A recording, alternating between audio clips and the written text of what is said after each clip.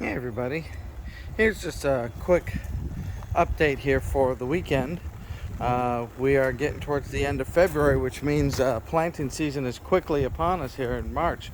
Big box stores already have things like lettuce and other vegetables that we could plant. However, this coming week we're again expected to have some cold days. They're starting to panic us. So I cautiously I could buy some plants and put them in the ground and roll the dice. But my luck, it'll just be cold enough to kill everything. So I could buy the plants, keep them in the garage for a couple days, or just wait until next weekend and hopefully they have a better supply and whatnot, and I can plant then. But regardless, what I'm doing this weekend is testing the water. As you might have seen in my other videos, watering a huge garden like this can take forever. You can't do it manually, it's just too much work. So in terms of trying to automate that, I've used the Ratio system and kind of run irrigation here. Now what I'm doing is, in Texas, it gets so dang hot. You have to water more than once a day, and you have to water, deep to get in there because it just dries up. It's just, amazing, how hot it gets. So what I've done is instead of the drip irrigation, my new experiment is more area coverage. A deep soaking with area coverage that almost kind of simulates rain in a way, right? So I'm going to try that. So in my beds here, I've kind of had from the previous years these tubes coming down, and I had different kind of zones that I would create. But now, since I'm kind of doing this a little differently with the raised beds, I think I'm going to maybe collapse some of my zones. I don't know if I need 2 zones or 1 zones, depending on the crop and which one might need more water, etc. So what I'm doing now here is just kind of looking at the zones that I got, testing out these area coverage rotors, which I really like, and then basically, because they can do a huge distance. So it's like, well, do I do the rotors to cover kind of both, and that way it's a soaking all around, or do I lower each rotor just to maintain water in its own raised bed? A couple different options to go, and really the different times of the year, there might be a difference. But I just turned it on to kind of see how it's going. And the other thing is, if you have a lot of rotors, then the water pressure you have to think about too, right? If this whole backyard, this section here, was all one zone, I could have water pressure issues, that there's too many zones in the water, can't go out. The other thing I have to check here is, are any of the rotors clogged or damaged that aren't rotating? And there's one there that looks a little weak while the others are spinning like a top. So having the rotors here, like I say, they could give me area coverage for some of these beds. So if I strategically placed them, I want to keep the walkways kind of clear. That way I'm not tripping over the things, and I don't want to put anything there. But it's just one of the experiments that I'm trying now. And like I said, I got way too many irrigation tubes coming this far. So I'm going to play around and see what's the best effort. Again, if I put stuff here, then maybe I want to split the zone. So that way, certain vegetables get more water than another type of vegetable. So, it's one big experiment, folks. It's something that you all will do too. And you can see here that where I put my tomatoes, that's coming in as part of this zone. So it's kind of like Legos. You move stuff around and try to get the best zone coverage for everything that you're doing.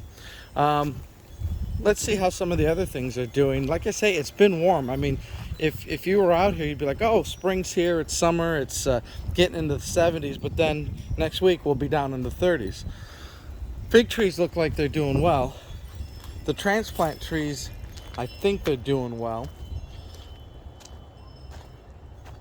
I need to probably do some trimming of the branches for a lot of the trees. That's something that I have to do. Some of these beds, some of the earliest stuff we'll be able to put in, of course, is herbs. So I'll need to backfill some dirt, get that bed all ready to put more parsley and basil and all the good stuff, eggplants, peppers, moving things around. One of the things that I did, I'll show you this as kind of a newer part of the project. If you remember, I always grow hibiscus, the Jamaican hibiscus, because we harvest the pods for tea and jelly and stuff like that. Well, out front here, the soil has been getting better, but this is a lot of clay here. I mean, it really is a tough dirt. So the Jamaican hibiscus, when I planted them in this area, never got as big as when I was putting them by the house here, because this dirt is really soft, really good, way better than the clay. So like I'm doing in the back there, I got some boards. These are 8-foot boards. They're about 6 inches high, using the same blocks there to put it in. And so what I'm going to do is fill that with some decent dirt and soil, and then I'm going to start the hibiscus from seeds, and I'll do videos on that, and then I'll transplant the plants here. Now what I also do is, because there's rabbits and stuff like that out in the front that run around at night, I'm going to put some plastic fencing around it as the plants are young, so that those rabbits don't eat those young plants and then kill everything. Because those Jamaican hibiscus, you can't really buy them in the store, at least not here in Texas that I've seen. You got to start them from the seed, and the seeds take quite a while to germinate. They're a little bit trickier than a lot of things. So I'll be starting those under my seed lamps here pretty soon, because those, if I can get them in April or May, that's going to be good. So I'm going to get on top of that here fairly shortly. But I just wanted you to see what else I'm doing up front here, because these raised beds, it gives you the best kind of chance at growing things a lot of times when the soil underneath is pretty poor or clay like what we've had. And yeah, you can condition it, but it's going to take years before that kind of dirt gets good. Here, of course, is my side bins. These were the very first things that I put out, and you can see it's still shady all day long. It won't be till the spring and summer that gets sun, so it's very limited growing possibilities there. Some of the other things there, my gooseberries have been in these containers. I'm going to plant them in the ground. I'm going to find a nice spot and do that. And then, of course, just cleaning up, the flower bed areas, with a lot of the leaves and stuff that, fell over the fall, and get ready to, put some new flowers and trim the rose bushes and stuff. And so, everything in due course here we'll be doing. But, does the garden ever finish and you just say, well, I'm done and I'm never going to touch it again? Not really. You're always moving things around. You're always coming up with new ideas. So it's a constant experiment. But at some point, I'd like to have it somewhat stable, just so I don't have to do so much construction work, because I like to concentrate more on the planting, the harvesting, the eating. That's, of course, the most fun. But yeah, this is work in progress. I'll be moving these trees in the containers out of the way here too. I gotta get them. They don't fit really sitting here anymore. But yeah, I got room to put some more raised beds or any other kind of cool thing that I discover or come along, and having a good successful growing season. As you can see, the goji berries, the hardy plants that they are, I'll give you a little peek. They're already sprouting green, right?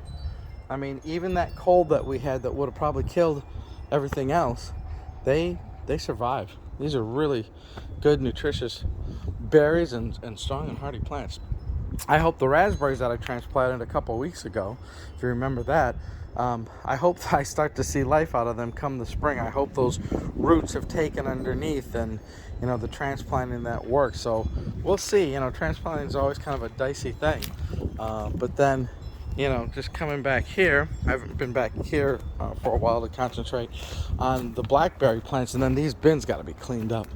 But the blackberry plants, time to trim some of the older stems, but they'll be blooming, and so we'll see what kind of harvest we have. And then last year, this is where I always grew my potatoes, back here, but I'm going to put something else back here now because I like my newer area for potatoes. So we'll see. I'd like to get some more blackberry plants too. I really got to get those blackberries off of that back fence, like I told you before. I want to really put them here and then use that for other things. So anyways, that's a little update.